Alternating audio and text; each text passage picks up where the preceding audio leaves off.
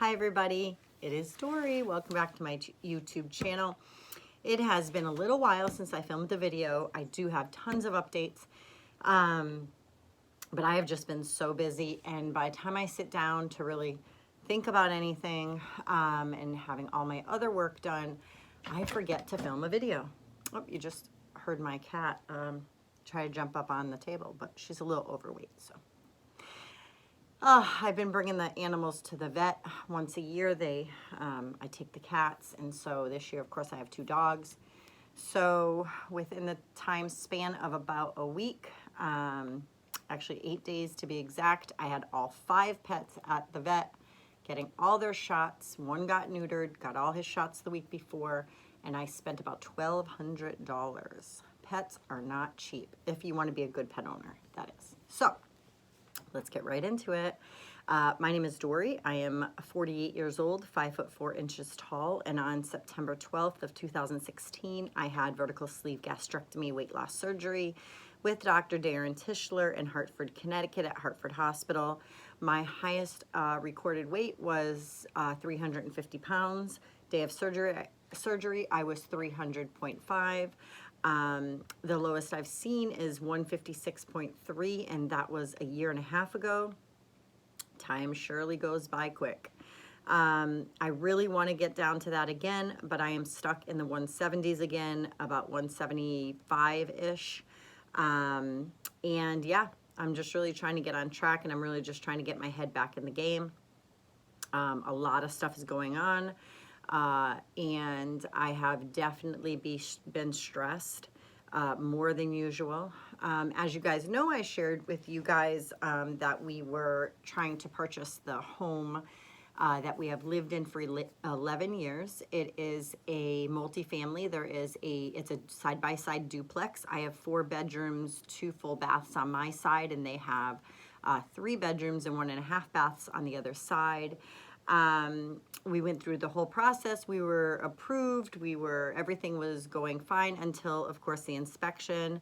The inspection came back and had 74 pages full of things that needed to be fixed. We presented the safety things. 14 of those were safety issues that we definitely could not have bought in a house by, having all the safety things wrong, especially having children. And so he did not want to fix it, and so we just went away and ended up doing the pulling out from the purchase and sales agreement. And the reason being was, we can't just sit around and just sit in this apartment, and it doesn't have the things that we want. The mortgage broker that we were working with, we don't know her personally, and she was trying to push us to get a bigger mortgage to be able to have a home equity line of credit or something to get all the things fixed. So basically, she wanted us to quickly buy this home, I'm sure, so she can make money, have it sold, and that she would go ahead and, just kind of talk us into this. And so we made it very clear that this is not our dream home, and we would not go into that much debt on a home that was not our dream home. And so everything just kind of fell through. We prayed a lot about it, and we started looking at other homes. There were a couple that we really liked, but the neighborhoods were not great. There was a couple we liked, but they were definitely too small for our family, until last Friday when I was able to go and see the house that we are going to buy. It is a single family. It has a garage. It has 4 bedrooms, 2 baths, basement. The basement is not finished yet, but it will be, I'm sure, in the coming years as we progress. But it is a move-in ready home. It is freshly painted, all the rooms, brand new carpet in 2 of the bedrooms up top. It's a Cape house. I shared a picture on Instagram. I can insert a picture at the end of this video. And it has a garage, remote car opener, garage opener. It's just beautiful. The only thing that we are going to have to do, only because we have 2 dogs, is they put carpet in the dining room for some reason, and the dining room connects right to the kitchen, and the kitchen is too small to have the dogs in, and so I don't want them to scratch up the hardwood floors and everything. So we're actually going to tear out the new carpet that they put in the dining room and then just put a new floor, probably like one of those wooden interlocking, really beautiful floorings. We're going to put that in the kitchen and the dining room area, so that way we can put the gate up as we have here, and keep the dogs in one location. So if they have an accident or, you know, they want to wrestle and play tug of war with their toys, that they're able to do that. And so that's the only thing that we really have to do. It's so funny, I'm getting so distracted because I have, it keeps coming up on, you know, text and instant messenger and like all these things. And for some reason, no one bothered me this whole entire time. And now that I decided to film, my phone is blowing up. So if you see me get distracted, that's what's happening. But anyhow, so, yeah, so that's really what's been going on here. We have the inspection coming. Today is Tuesday. On Saturday, we have the inspection. We should have the appraisal right after. When we saw the house, it has 15,000 square feet of property, which is great. It's about a third of an acre, I believe. So it's not, I mean, we're not looking to live in the country with a lot of yard, but that is a lot of yard to have for a home. So we're super, super excited. It's all fenced in. We actually made a list and we had boxes that we were checking off on the houses that we would go to see. And this house actually checks every single box that we had on our list. We had everything from, you know, like nice neighborhood, quiet neighborhood, nice schools, fenced in yard, a good amount of yard. What else? We had move-in ready, 4 bedrooms, 2 bathrooms, what else? A garage or a shed, and we actually have both. There's a cute, super, super cute yellow shed in the back that even has little, on the windows, there's little like flower pots outside the windows. It's super cute. And the backstory on the house is so cute.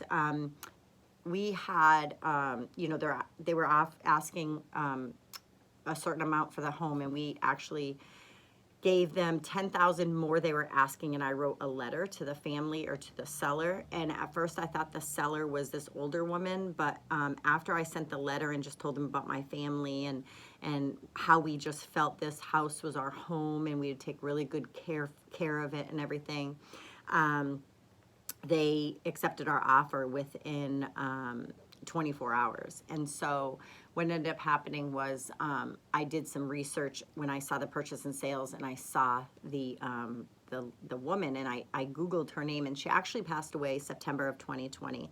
So it's being sold by her 3 remaining children. She has 2 sons and a daughter. And then I Googled, of course, her husband, and he had died in 2014. So his date of death was September 4th, and hers was September 3rd. So had she just hung on one more day, they'd have the same death anniversary. And it's indicative of how much they must have loved each other, because they were married for 65 years. And so I just really think this house is just cute. It's charming. It's so cute. When I get in there, I'll take some video of it, show you guys around before. It's all painted white, except upstairs there's paneling all over, which doesn't really bother me because it's super cute. It's a Cape style house, as I said, so the 2 upstairs bedrooms have cute little kind of little hidden nooks, and they have little crawl spaces that were made into closets, and like you can walk all the way in there, and there's just shelving, and they're just super, super cute. There is a Lazy Susan that's built into the cabinets. It's just cute. There's a couple of things that I'm gonna miss, but you know, I mean, it's not a big deal. I won't have a dishwasher, which is fine, and I won't have a garbage disposal. So I will purchase a garbage disposal at some point, but we're actually just gonna focus on getting in. We're definitely getting new living room furniture. We're getting new bunk beds for the kids. Those are kind of the things that we will need, because these bunk beds are falling apart and they won't survive a move. They're kind of cheaply made. And then our living room set, we had hand-me-down furniture for the past 6 years, which was fine, because when you're raising children and they're young, you definitely don't want to buy, you know, too expensive of a set. And so of course, I'll use money to buy, you know, curtains and stuff for the windows, and of course doing that one project that we're gonna do. And I think there's probably, you know, a couple little things, but as far as painting or anything, we won't have to do that unless we really want to, but it's all freshly painted. Outside there is trees and beautiful, beautiful plants. You just know that this woman took really good care of that house. And my husband loves to cook and he loves to garden, and my daughters one of my daughters loves to sew, and they're learning how to knit and crochet. And I knew all that prior to even knowing that the woman passed, and in her obituary, that's what it said that she loves to do. In her spare time, she loved to cook, garden, sew and crochet. So I thought that was just it was so telling that God wanted us to have this house. Like, we had prayed specifically for a house, and I always have wanted a brick or stone fronted house. And this one's all brick, very, very, very well put together. And it also has central air conditioning, which I've always wanted. So I have 6 air conditioners that we just put in. One is behind me. And, you know, so we won't need those anymore. Has oil heat. It doesn't have the big ugly radiators like the one behind me and this ugly pole here.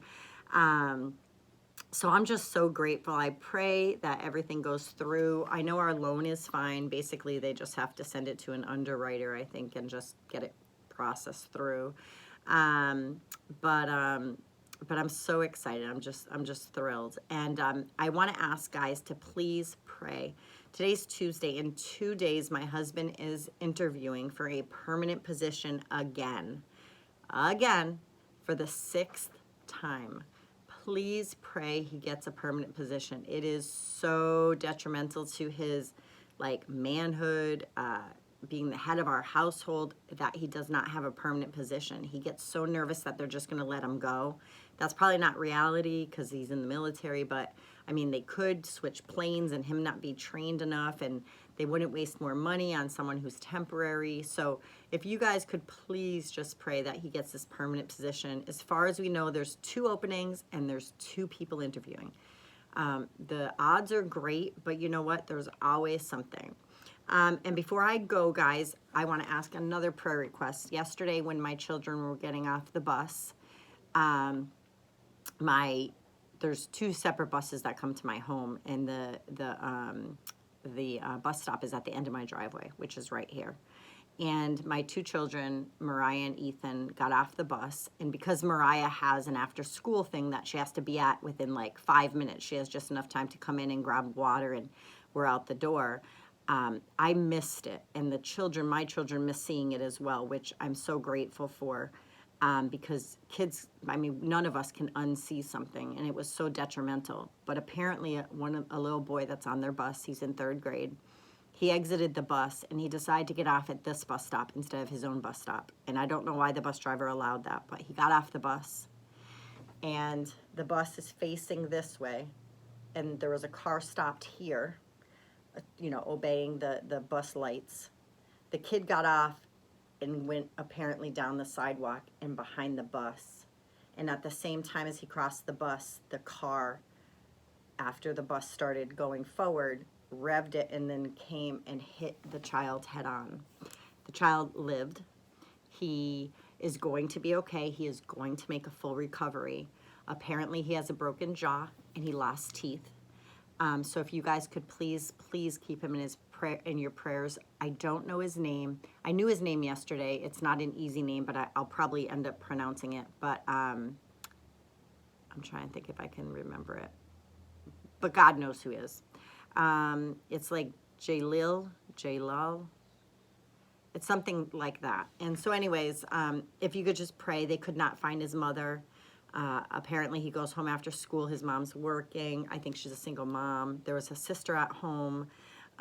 They finally did get a hold of her, but it was quite some time. They were here from about 3 p.m., about 3 p.m., 3:15, all the way last night until probably 7 p.m. doing the not reenactment, but the the accident reconstruction team was here, and they were in front of my house, and the driver was there, and they towed the Jeep. It was a Jeep. I just think the driver was distracted and was going too fast. I didn't see it, thankfully. I saw him laying there after the fact. When I brought my daughter out to jump in the car, I saw all the commotion. I had no idea, and I looked at my neighbor, and I just said, what happened? And she told me the boy on the bus got hit. So I quickly got my daughter Mariah in the car because we were on the way to, she does a running program called Girls on the Run after school on Mondays and Thursdays. And so I quickly got her in the car and told her not to look down the street. And I just asked her who got off her bus that wasn't normally on that bus stop, because I know that all the rest of the kids were accounted for. And she told me the kid's name, and it was him. So if you guys can just pray for him, I'm so grateful. Seems that he's going to be okay. But this is a second tragedy at the same school my kids go to. They actually just last Friday had a memorial for a kid who drowned a year before, and he was in 5th grade. And so if you guys can just keep that school in your prayers, I know the kids are just going to feel awful. But yeah, so that is the update on that. That was very, very hard. I'm kind of walking around the house today, not wanting to go out. I was supposed to go to lunch with my friend. I postponed it till Thursday. Probably just the brunt of everything with the house and this falling apart and getting the new house and just all of these different things. I am very, very thankful that my kids will be switching schools next year. Mariah and Ethan and my daughter Victoria will finally be going to the same school, and it actually is a school that is rated #1 in our city, and everyone tries to get in there, but unless you're zoned for it, they don't let you in, and this new house is zoned for it, so I'm so thankful. And then my daughter Isabella, who is going to be in 8th grade, her last year of middle school, will also be going to a new school, which is a blessing in disguise, because the one that she's at is just horrible. The leadership there is not great. My daughter is actually a straight A student, and they're really, really putting her through the ringer. The kids are mean. Her friends, who she thought were her friends, told her last Friday that they don't like her because she's weird, because she's Christian. She's weird. They told her, she's smart, and that none of them want to be friends with her. And even when she turned to them and asked, well, aren't you my friend? And they said no. Just to her face like that. Like, how heartbreaking is that? I'm driving her to school the other day, and there's a girl who she's been texting, and I thought the girl was a nice friend, and Isabella thought she was a nice friend, and we went by her the other day, and Isabella went like this out the window, and the girl went just like nothing. Like, that's not her friend no more. So she has no friends. I'm so thankful that we have an amazing preteen and teen ministry at our church. We have bonfires, we have game nights, we have all this stuff. Those are her people. And I told her, let all the rest go. You'll go to a new school. Hopefully you'll meet some great kids there. And you have your people at church. And those are the people that will always remain loving and friendly and always care about you and always love you. So forget about the rest. But that is it. I hope you all have a great week, and I'll talk to you soon.